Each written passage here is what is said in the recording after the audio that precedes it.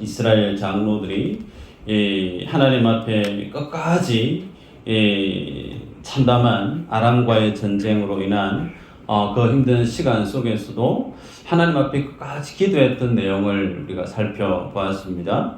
그렇게 하나님 앞에 기도했을 때 그 기도의 결과가 소개되어지는 내용이 오늘 우리가 읽었던 7장에 해당되어지는 내용이죠. 그 7장 1절의 내용이 이렇습니다. 엘리사가 이르되 여호와의 말씀을 들을지어다. 여호와께서 이르시되 내일 이맘때에 사마리아 성문에서 고 밀가루 한 스아를 한 세겔로 매매하고 보리 두 스아를 한 세겔로 매매하리라 하였느니라 그랬습니다. 우리가 지난 시간에 보았습니다. 먹거리가 없어서 너무 굶주려서 자기의 자녀를 잡아서 먹는 정말 참담한 일들이 이스라엘 속에 있지 않았습니까? 그런데 그렇게 주님 앞에 간절히 기도했던 그 결과에 대한 하나님이 주시는 소식이 1절에 해당되어지는 내용이죠. 정리하면 성문에서 내일 어떤 일이 일어나느냐면 고운 밀가루 한 스아를 한 세겔 그리고 보리 두 스아를 한 세겔에 매매하게 될 것이다. 그렇게 얘기합니다. 자, 여기서 한 스아는 7.3리터 정도 됩니다. 한 세겔이란 하루 임금의 하루 노동자가 4일치 일했을 때 받게 되는 임금으로 우리가 이해할 수가 있어요. 그러면 하루 임금을 5만 원으로 생각을 해보면 어떻게 되느냐면 2만 원 정도를 가지고 7.3kg 정도의 양식을 구할 수 있는 셈이 됩니다. 우리는 지난 시간에 나귀 머리를 은 80세겔에 거진 3천만 원이 넘는 돈으로 나귀의 머리를 사야만 했던 내용 우리가 지난 시간에 보았습니다. 그 어제까지의 지난 시간까지의 내용에 비하면 오늘 엘리사를 통해서 하나님이 내일 이맘때에 이런 일이 일어날 것이다 라고 했던 오늘 이 본문의 내용은 대단한 파격적인 대박인 세일이다 할 수 있겠죠. 초고도의 인플레이션이 하루 만에 일거에 해소되어지는 굿뉴스라 할 수 있습니다. 도저히 살 수가 없어서 굶주림에 자신의 자녀까지 어린 자녀까지 삶아서 먹어야 했던 그 참담한 지옥 같은 세상에서 더는 그런 삶을 살지 않아도 되는 마치 지옥 같은 죽음 같은 현실에서 이제 살 수 있는 생명을 내다볼 수 있는 소망을 오늘 본문 1절이 소개하고 있습니다. 그래서 이 같은 일이 어떻게 이루어지는가 우리가 읽었던 9절의 말씀을 보면요. 나병 환자들이 그 친구에게 서로 말하되 우리가 이렇게 해서는 아니 되겠도다. 오늘은 아름다운 소식이 있는 날이거늘 우리가 침묵하고 있도다. 만일 밝은 아침까지 기다리면 벌이 우리에게 미칠지니 이제 떠나 왕궁에 가서 알리자. 여러분, 엘리사가 전한 그 하나님의 말씀이 어떻게 성취되어지는가? 내일 이맘때에 고운 밀가루 한 스아가 한 세겔, 보리 두 스아가 한 세겔, 정말 기적 같은 이 일이 어떻게 일어날 것인가? 그 일의 현장을 누가 목격을 했느냐면 나병 환자 4사람이 목격하게 됩니다.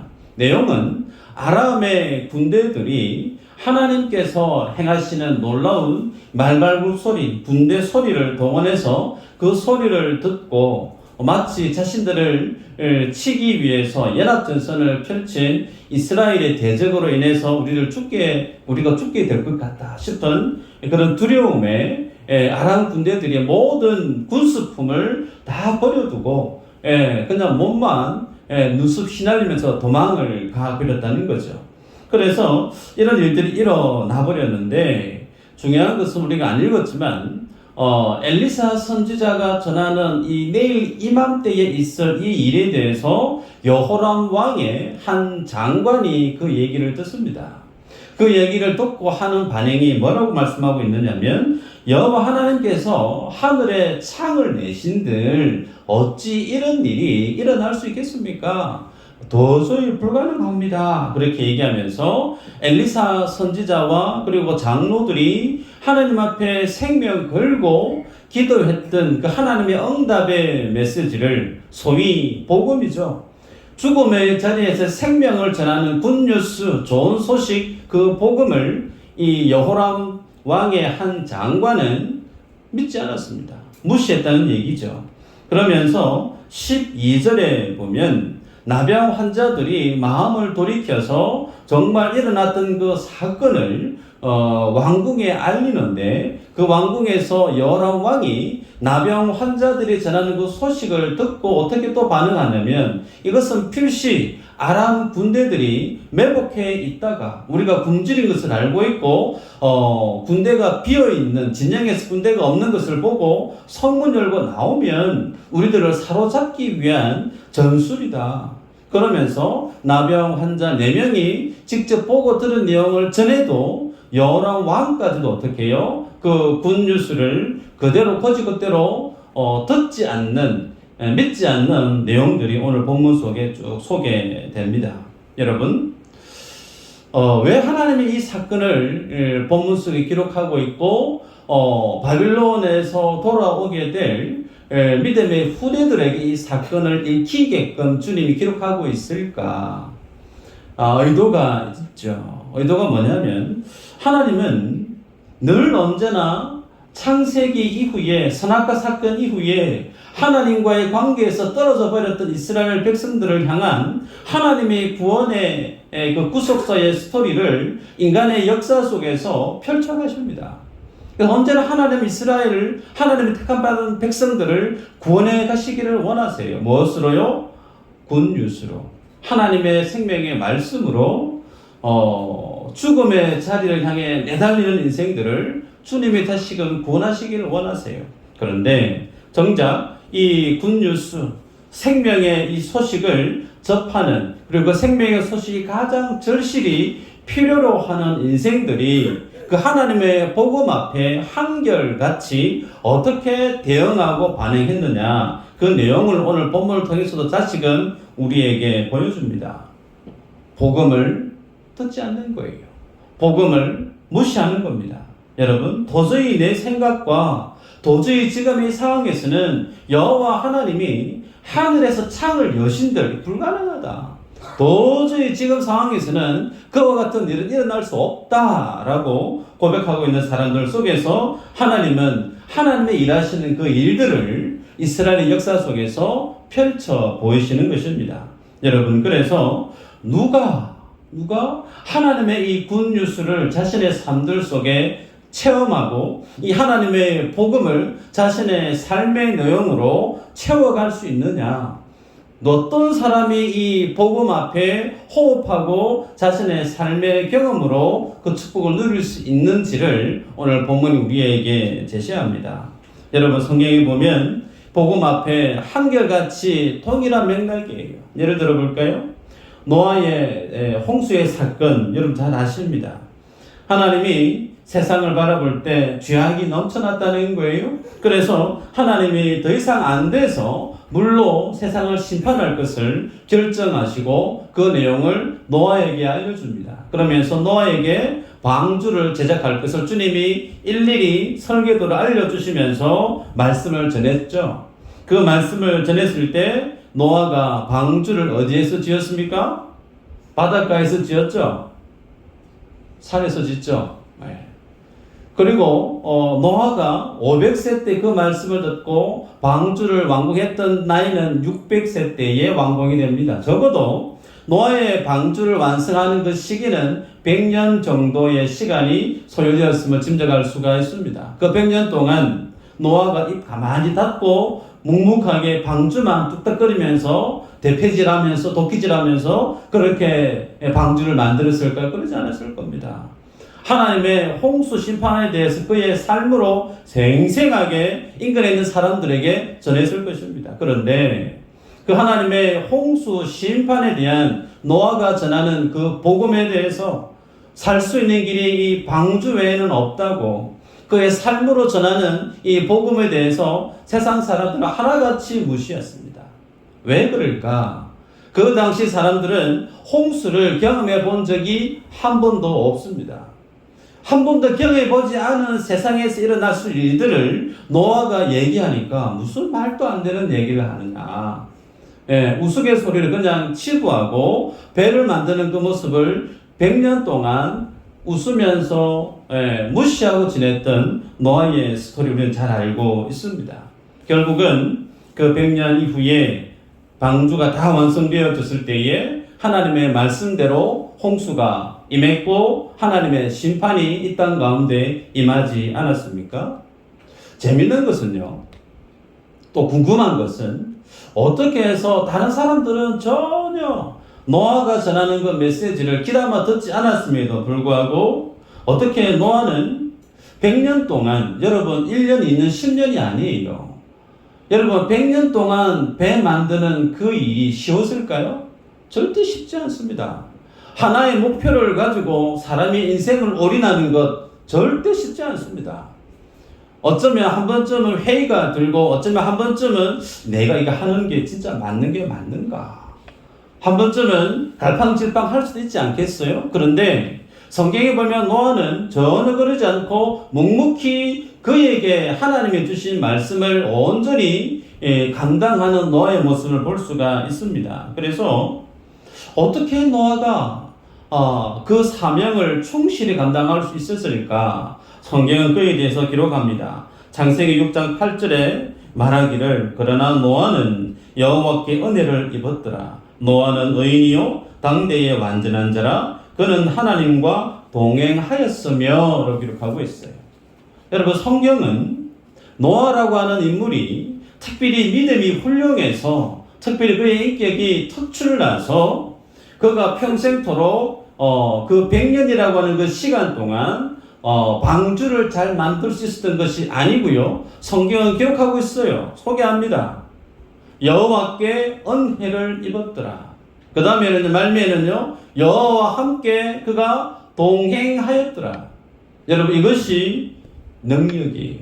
이것이 하나님의 은혜를 입은 자가 세상에서 그 은혜의 축복을 경험하는 원리임을 성경은 우리에게 그대로 말씀해요.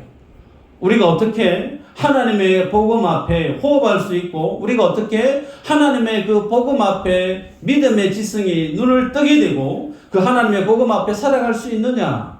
그 하나님의 은혜 앞에 우리가 서야만이 우리가 그 혜택을, 그 축복을 경험할 수 있더라는 거예요.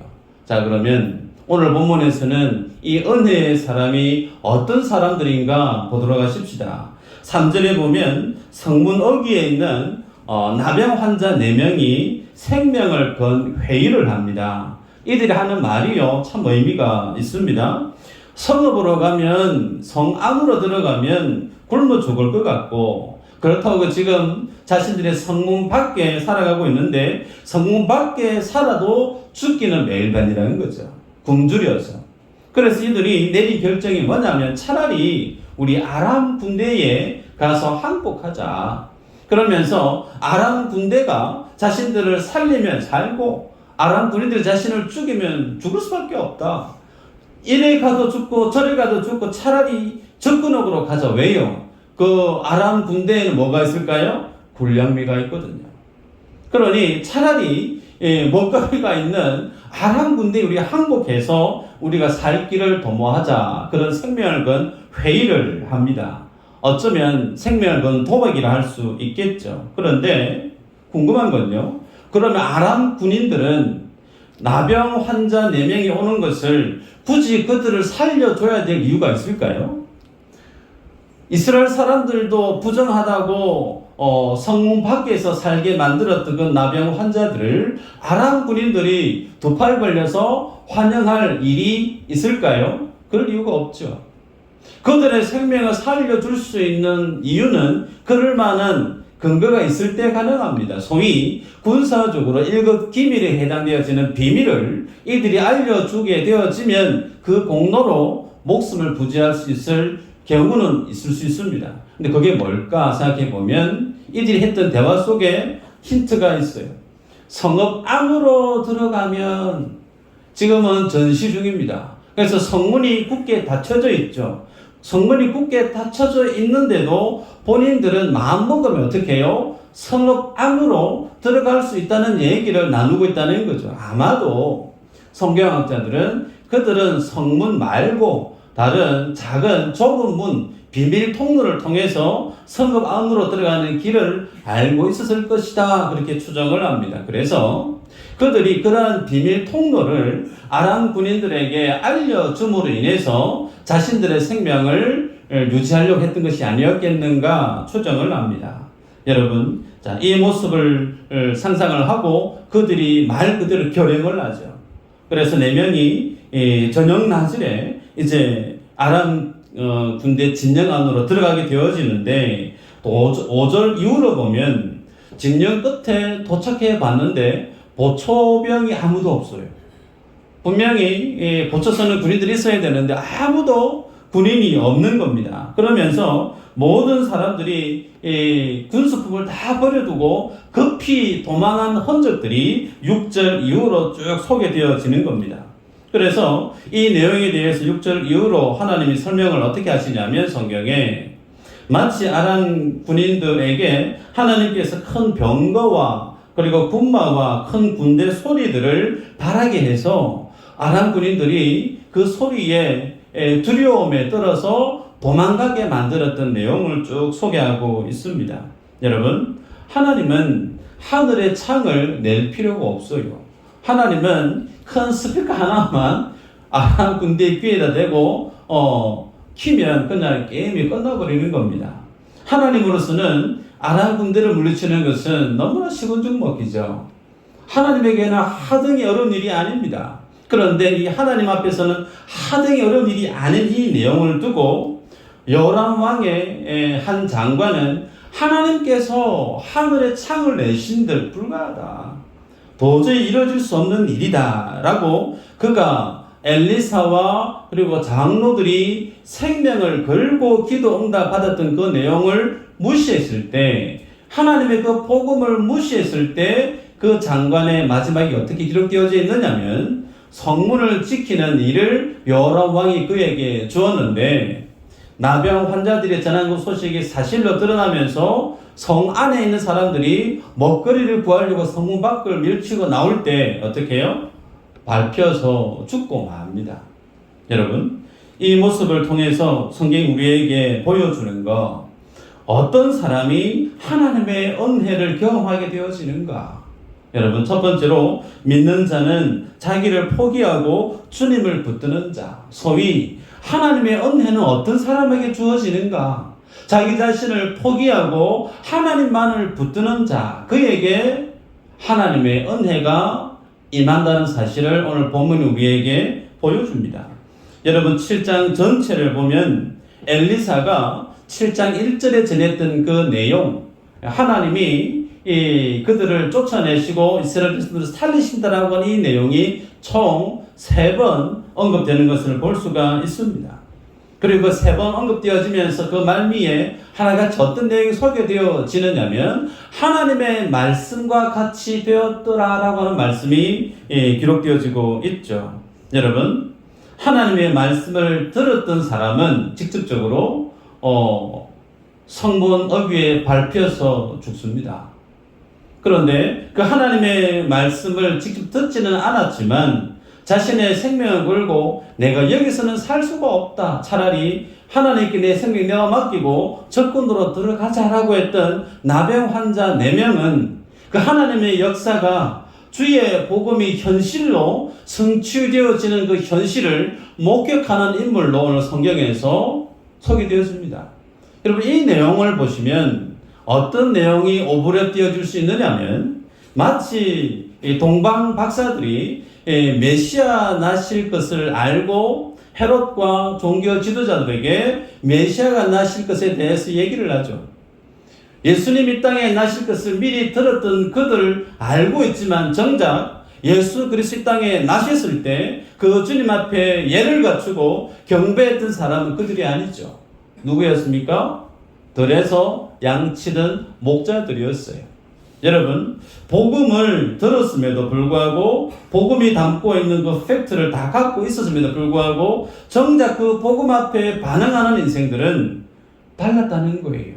여러분, 오늘 본문 속에서 우리에게 도전합니다. 어떤 자가 이 하나님의 주옥 같은 정말 생수와 같은 이 은혜를 누릴 수 있는가? 자기를 내려놓고 하나님을 붙드는 사람이에요. 성경에 보면 여러 많은 인물들이 소개되어지는데 요나 선지자 여러분 잘 아실 겁니다. 니느웨로 가라고 했는데 니느웨를 가지 않고 다시스로 도망가다가 바다에 버림을 당하고 큰 물고기의 그를 꿀꺽 삼켜버립니다. 여러분 상상해 보시길 바래요. 큰 물고기 속에 내가 갇혔다. 그 비린내가 코를 찌를 겁니다. 예, 살아갈 수 없을 거예요. 먹거리가 없으니까, 빛도 없으니까, 호흡하기도 쉽지 않았을 거예요. 전국에는 요나가 그 3일 동안 큰 물고기 뱃속에서 뭐 하죠? 회개기도 합니다. 하나님 앞에 내가 손 다 들고 내가 주님 뜻대로 살겠으니 제발 살려주세요.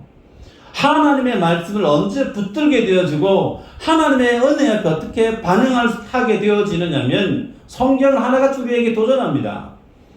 내 힘, 내 능력 다 포기했을 때 오직 하나님으로만 살 수밖에 없음을 인정할 때 그때 그 심령 속에 하나님의 은혜가 부음바 되어지는 것을 보게 돼요.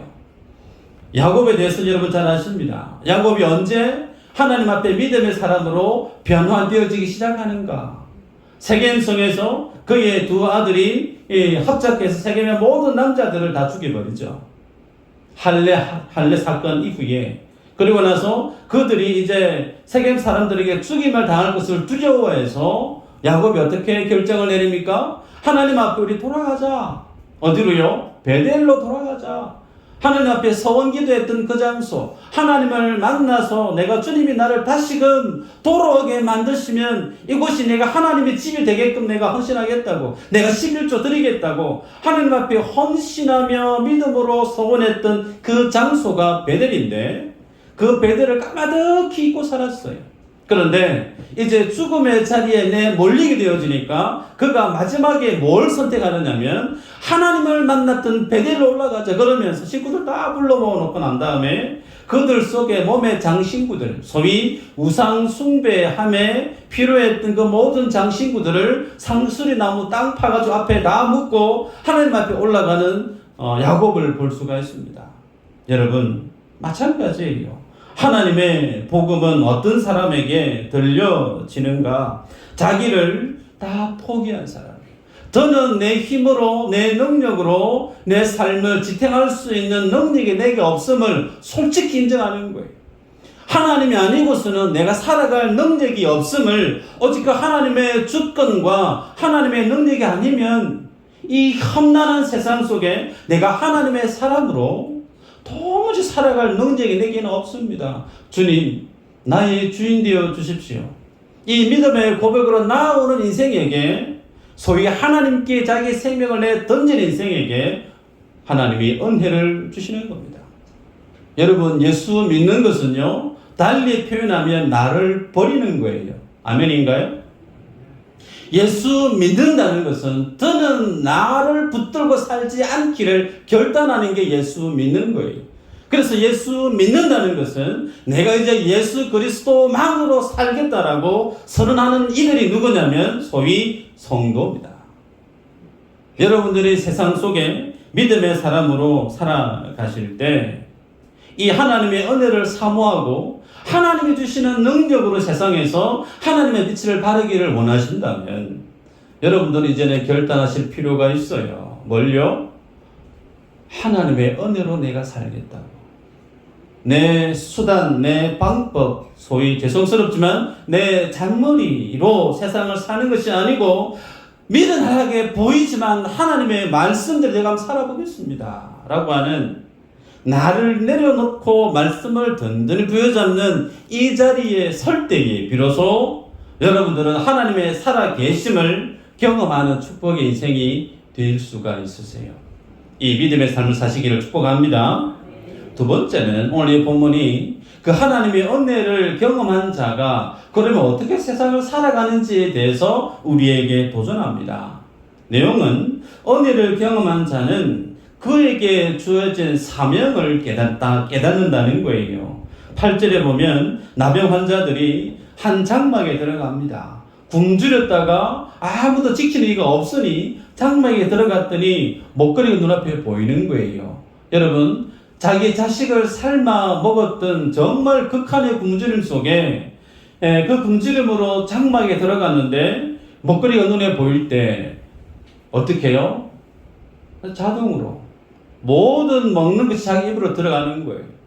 그렇게 허겁지겁 자기 허기를 채우고 배를 채우고 나니까 뭐가 눈에 들어오냐면 검도 보이고 은도 보이고 유명 메이크 옷도 보이는 거예요. 그러면서 그것을 막 주머니에 찔러넣기 시작합니다. 그리고 여기에서 다이슨 또 그 다음 장막에 들어서 똑같은 일을 또 행합니다. 그렇게 군수품의 귀한 물품들을 다 자기 것으로 삼다가 한 나병 환자가 정신이 번쩍 드는 얘기를 하는 거예요. 오늘은 아름다운 소식이 있는 날인데 만약에 날이 밝게 되어지면 이 소식이 사마리아 성에 전해지게 되어지면 우리가 반드시 벌을 받게 될 것이다. 이래서는 안 된다. 우리가 이 소식을 왕에게 전하도록 하자라고 의견을 모으는 것을 본문을 통해 보게 됩니다. 여러분, 이 시간대가 밤이에요. 아무도 몰라요. 이 네 사람 외에 아람 군인들이 다 도망간 줄 아무도 모릅니다. 그러면 여러분들 같으면 어떻게 하시겠습니까? 이 밤의 시간 동안 눈에 보이는 그 모든 귀금속은 다 죽는 사람이 주인이에요. 평생토록 떵떵거리면서 한 세상 잘 살 수 있는 절호의 기회가 주어진 그 행복한 밤이란 말이에요. 그런데 그 밤의 시간에 이 4명의 나병 환자들은 자기를 위해서 살지 않고 굶주림에 허덕이고 있는 자국 동포들을 생각하고 그 소식을 전하기 위해서 그 시간을 포기하는 나병 환자들의 모습을 본문을 통해 보게 됩니다. 여러분, 이 나병 환자들의 삶을 한번 생각해 보시길 바랍니다. 이스라엘 사회하고 격리되어져 있죠. 분명 그들은 유대인이지만 유대인과 함께 공동체, 일원으로 살아갈 수 있는 자유가 주어졌던가? 아니요.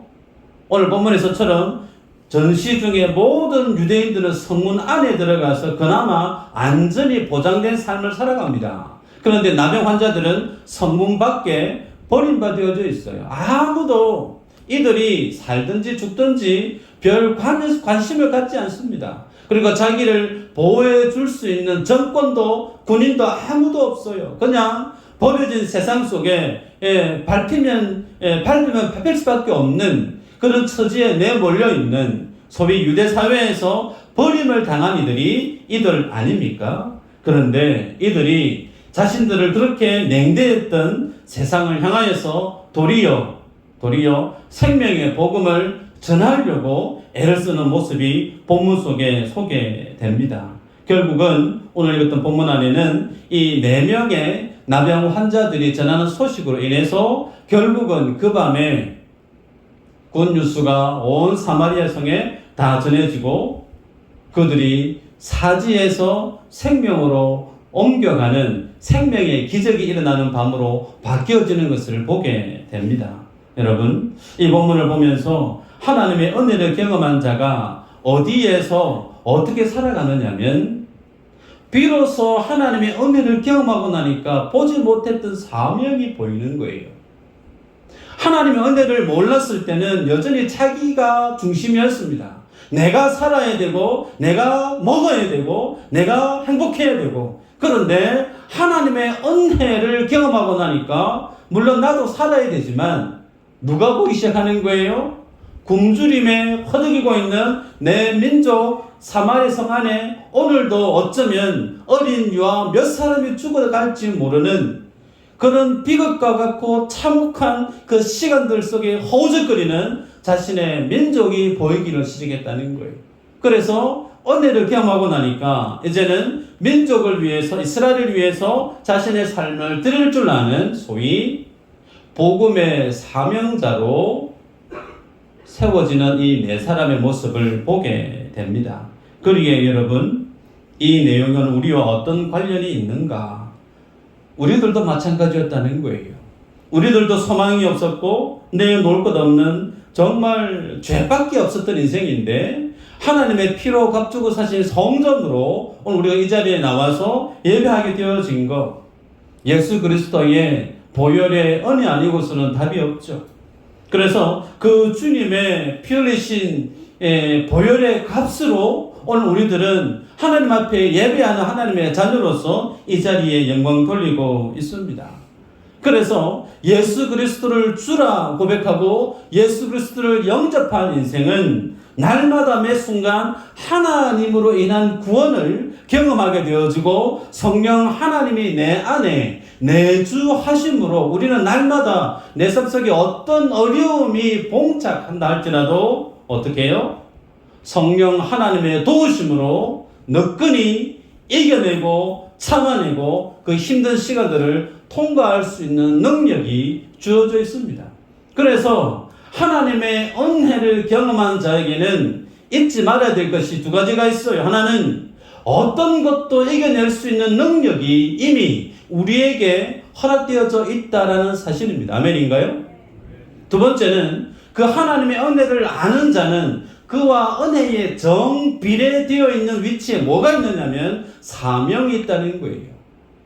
그래서 하나님 앞에 사명감으로 열심히 살아가는 그에게는 그럴 만한 은혜가 그 사람에게 있는 거예요. 반대로 내가 하나님의 은혜를 경험했다고 고백하면서도 사명감을 눈 씻어 봐도 잘 보이지 않는다. 문제가 있는 거예요. 말씀을 맺는데요. 사도 바울은 하나님의 은혜를 경험한 자로서 어떻게 세상을 살아가야 되는지에 대해서 자신의 신앙 고백을 담아 이렇게 소개합니다. 사도행전 20장 24절에 내가 달려갈 길과 주 예수께 받은 사명 곧 하나님의 은혜의 복음을 증언하는 일을 마치려 하면은 나의 생명조차 조금도 귀한 것을 여기지 아니하노라. 또 하나 볼까요? 갈라디아서 2장 20절에 이렇게 고백합니다. 내가 그리스도와 함께 십자가에 못 박혔나니 그런즉 이제는 내가 사는 것이 아니요 오직 내 안에 그리스도께서 사시는 것이라. 이제 내가 육체 가운데 사는 것은 나를 사랑하사 나를 위하여 자기 자신을 버리신 하나님의 아들을 믿는 믿음 안에서 사는 것이라. 은혜를 경험한 자가 세상을 사는 모습은 더는 자기를 위해서 살지 않는다라고 얘기합니다. 그러면서 자신을 버려서 나를 살게 하시고 나를 위해서 죽게 하시고 나를 위해서 부활하게 하셨던 예수 그리스도를 위해서 사는 자, 그가 어떤 사람이라는 거예요? 하나님의 구원하심의 은혜를 경험한 사람이라고 사도 바울은 정의합니다. 따라서 여러분, 우리가 정말 예수님의 은혜로 내가 구원을 받았다라고 믿음으로 확신 가운데 아멘이라고 할 수 있는 분들은 더는 자기 자신을 위해서 사는 인생이 아님을 고백하실 수 있어야 됩니다. 다시금 말씀합니다. 구원하신 은혜와 함께 그 정비례에 위치해 있는 것이 뭐냐면 사명감이라는 거예요. 사명감 때문에 우리는 돌아보십시다. 내가 하나님의 은혜로 구원받은 자가 맞는가? 그러면 지금 나는 어떤 사명감 앞에서 내게 주어진 시간과 삶을 충성스럽게 주님 앞에 살아가고 있는가? 이스라엘 백성들은 이 은혜를 잊어버렸습니다. 구원받았음에도 불구하고 은혜를 잊어버리니까 뭣도 없어요? 사명도 없는 거예요. 결국은 하나님이 그들을 아수르와 바벨론에 내버리십니다. 예수님이 우리에게 말씀하십니다. 누가복음 14장 35절에 소금이 만일 그 맛을 잃어버리게 되면 땅에도 구름에도 쓸데없이 밖에 버림받을 수밖에 없다. 오늘 본문에서 한 장관은 살아있는 하나님의 굿뉴스를 들었음에도 불구하고 그 말씀을 믿지 않았을 때 성문에 사람들에게 밟혀서 죽고 말았고, 하나님의 은혜를 그들이 버렸을 때 이스라엘의 역사는 아수르와 바벨론 앞에 짓 뭉개져 버리고 말았다는 사실을 성경은 우리에게 보여주면서 오늘 우리에게 내가 은혜의 사람이 맞는가? 그러면 내가 하나님께로부터 회복해야 될 사명은 무엇인가? 라고 우리에게 질문을 던지고 은혜의 사람으로 사명의 사람으로 주어진 삶을 살아가게끔 일깨우시는 말씀이 오늘 우리에게 주는 도전입니다. 이 한 주간 여러분 어떻게 사시겠어요? 성경은 우리에게 도전합니다.